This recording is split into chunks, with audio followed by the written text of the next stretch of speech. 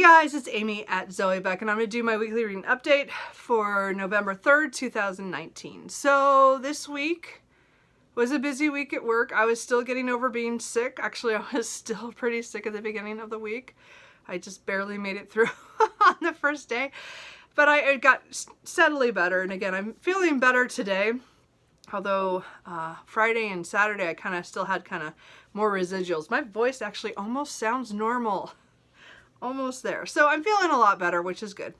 I got Friday off because I started NaNoWriMo, which I'm a little behind already because of yesterday. My grandmother turned 96 yesterday, so we had a little party for her down at my parents' house, and my mom made lasagna, which was awesome, and I got leftovers to bring home. My brother and I both did. And then we got to go see her new room at the assisted living place where she's staying now down where my parents live, and they'd got most of her furniture in that we thought we would, which was really cool. So it's really nice, and she seems to like it so far. So, but again, she's 96, so change was a little hard, but it's going pretty well, and it was really good. There's about 11 of us who showed up for her birthday, so that was a good thing too. So anyway, but I didn't get much reading done yesterday or writing because I drove my brother and my great aunt down to the party and back, so we couldn't listen to any audiobooks.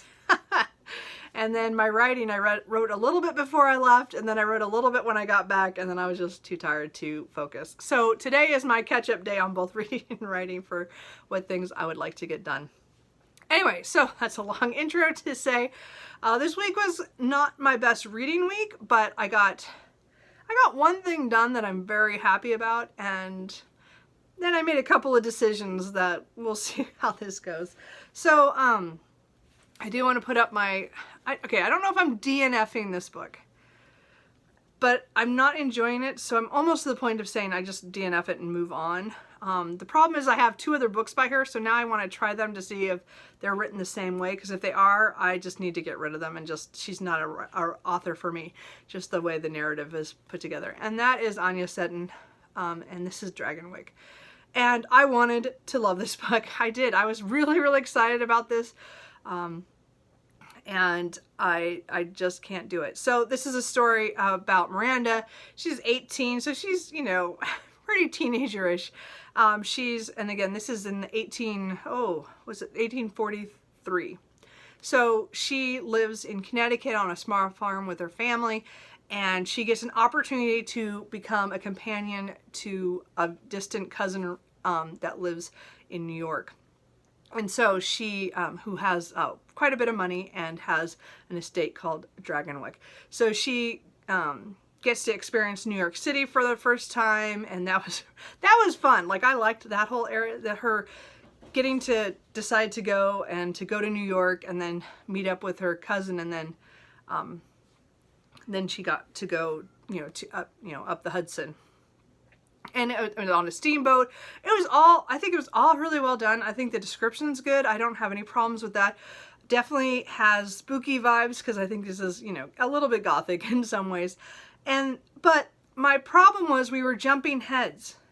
And I have issues with this. I always have had issues with narratives that don't say this chapter is this person.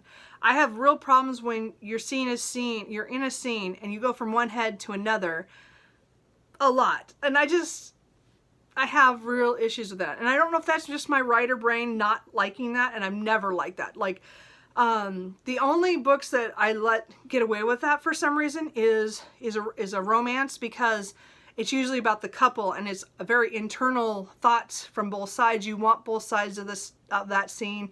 It makes sense. But for some reason in other books, I don't really care for it, especially in a historical fiction, when it feels like just arbitrarily we're jumping heads and getting weird things from everybody. I mean, I think my breaking point came when we jumped into the head of an old French count who's here to, I don't remember, he was there for the 4th of July celebration, and his thoughts just, well, Anyway, they weren't so complimentary to Miranda, but, or, in some ways, because he's a old man. Anyway, or older man. I don't know. This started to drive me crazy, and I really wanted to like this, because I know one of my subscribers also read it. I don't know how she went, how it went for her, but I can't do it. And so I didn't want to DNF this, but the more I talk about it, the more I think about it, the more I'm like, as much as the mystery was starting to happen. So I didn't really tell you about that, did I? Because I just got rambling here. So Miranda goes up to Dragonwyck, and it's this, estate that has a lot of tenants on it, and they're not treated like, I don't know, very well. They're treated more like I don't want to say the Middle Age, kind of like the Middle Ages, where it's the people don't, they don't own their land, they just have to work it, they don't have a choice kind of thing. And I'm just losing what that is. But he's acting like a lord, and again, this is America, so it doesn't really quite connect, even in the 1840s.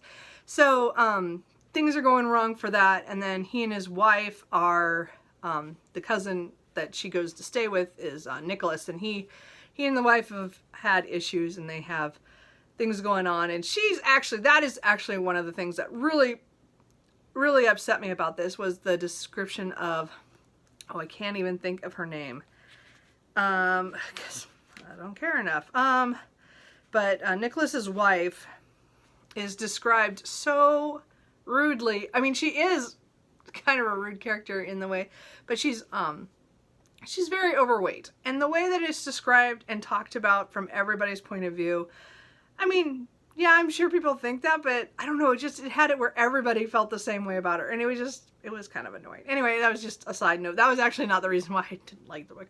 Really, it's the head jumping, and I think there's a good mystery in here. I think there is some suspense. I'm not sure I like where it was headed when I stopped reading at 66 pages, but I don't know if I care. So I have 2 more of her books on my shelf, The Turquoise and Devil Water, and I'm kind of thinking in the next few months I might try them just to see if I like their writing, the styles of those better, and if I don't, I'm just going to get rid of them all. I just can't do this. So sorry about that. That just didn't work out. But some books just don't hit you. I just feel like she might not be a writer for me because of the jumping heads. And I don't know if all her novels are like that. Like, I was really interested in getting Catherine. That sounds like a fantastic historical book, a fiction book. And but if they jump heads like this, I can't do it. So that is a problem. So I reverted to pick something else for Victober, since at the time it was still October. And I was kind of I probably should have picked up 2 of the books that I had started earlier this year, Mary Barton by Elizabeth Gaskell, or The Barchester Towers by Anthony Trollope, but they looked really big. So I picked up a short one that I've always wanted to read. I've had this book on my shelf. Probably it was not the longest one on my shelf, but it was really close, because I really am sure I bought this at my college university bookstore, or the bookstore that was like in competition with the university one. So it was the closest used bookstore that was just down the street. And I bought Silas Marner by George Eliot back when I was probably 22 or so. So I've had this book a while, and it's traveled with me, and it's just a cheap, I'm pretty sure I got it pretty damn cheap. And it's always George Eliot. I never read anything from her in college, except we read a section of The Mill on the Floss. And I was always kind of intimidated by that book in Middlemarch, and I still am. But I had bought this year, or last year, Middlemarch, hoping I would pick that up this year, and it didn't happen. But I figured, you know what, I had this book on my shelf much longer, and I wanted to try it. So I picked this one up, and I am so glad I did. So, Silas Marner, I think that you just need to go into it knowing this is about a man who was wronged in his younger years, and he moves to a small town to be far away from there, and he is a weaver.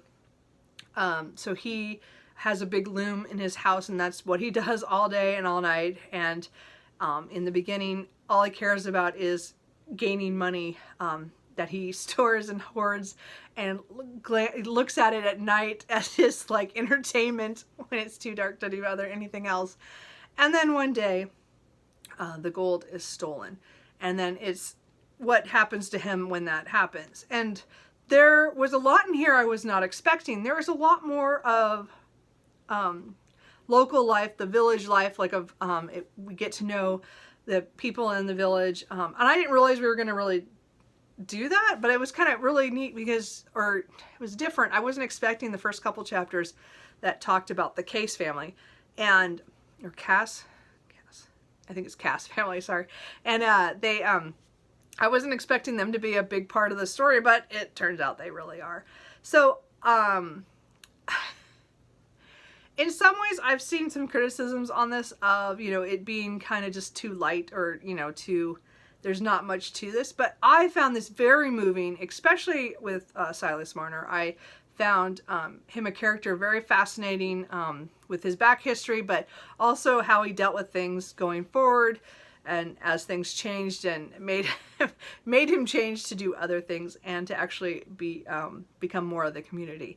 And I really enjoyed it. It was really quick. I mean, it was just, I mean, my version is really nice. It has like it's larger print for this little paperback.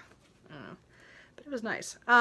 So it was just over 300 pages in this version. I know a lot of versions are like 200 and something.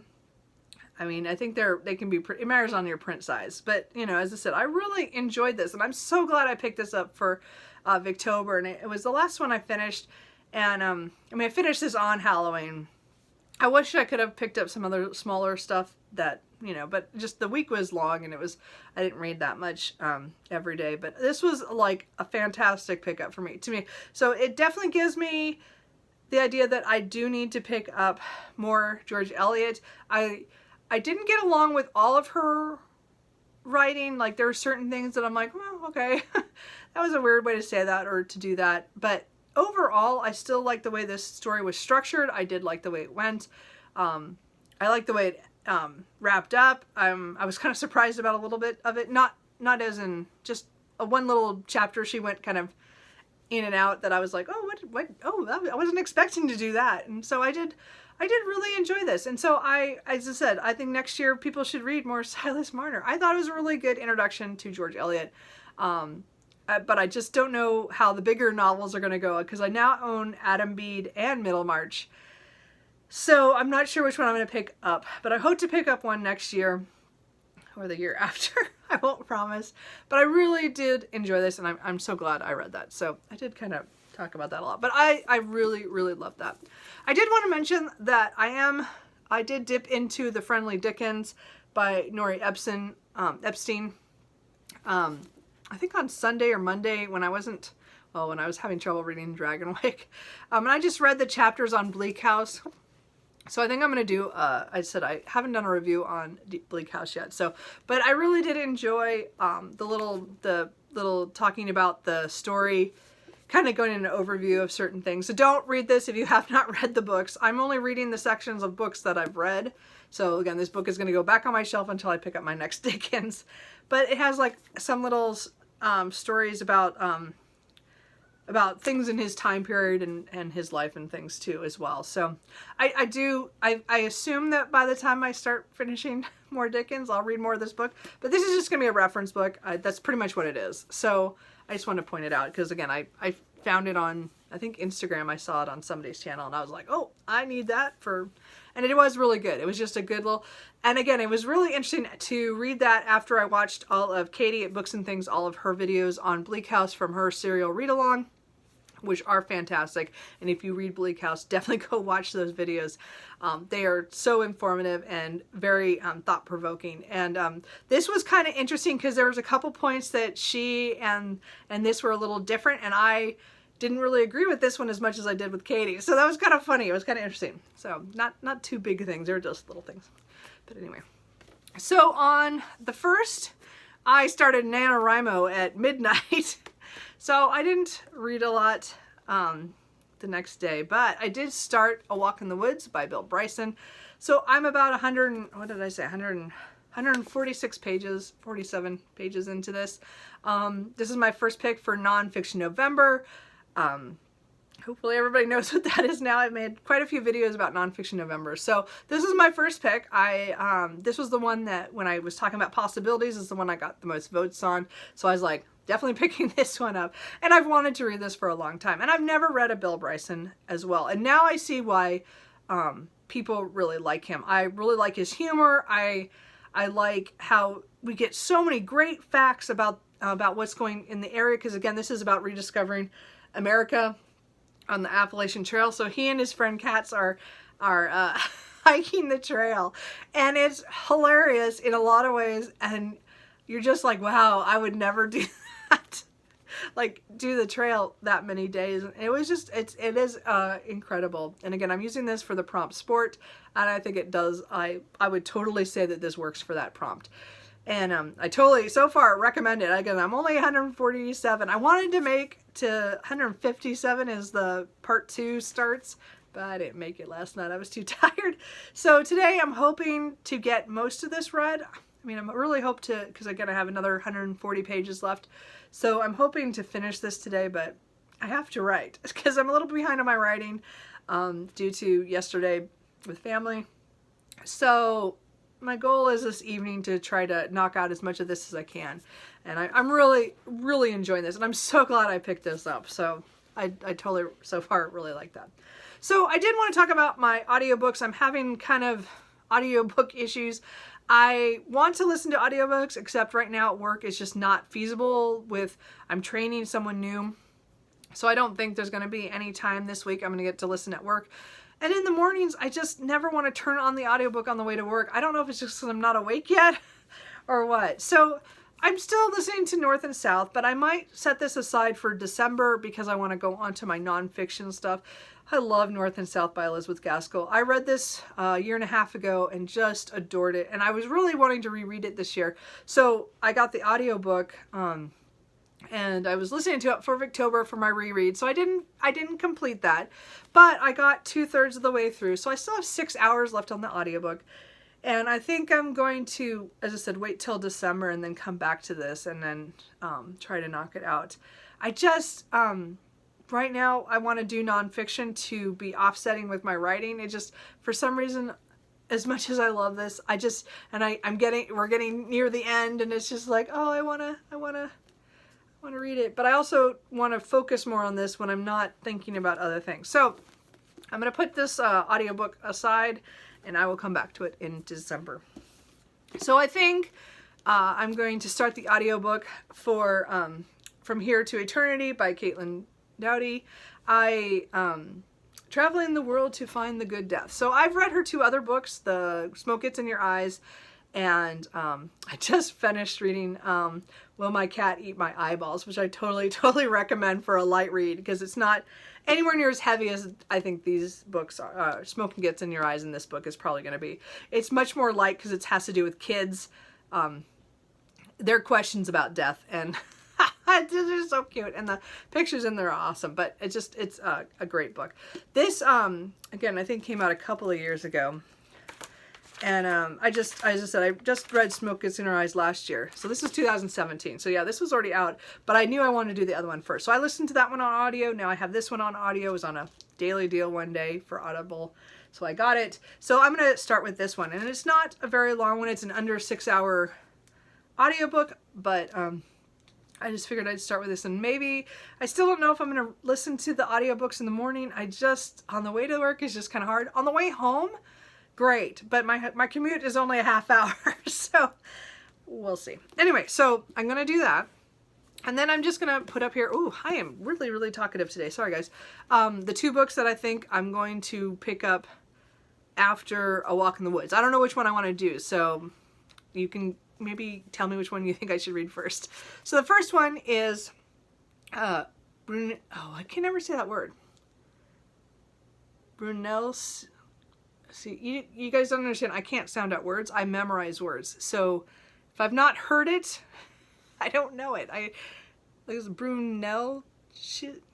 I don't know what that is. Sorry. I just can't do it. I don't have phonics. I had earaches all the way through 2nd grade. I didn't hear anything. Anyway, so this is about the dome in Florence. And it says how a Renaissance genius reinvented architecture.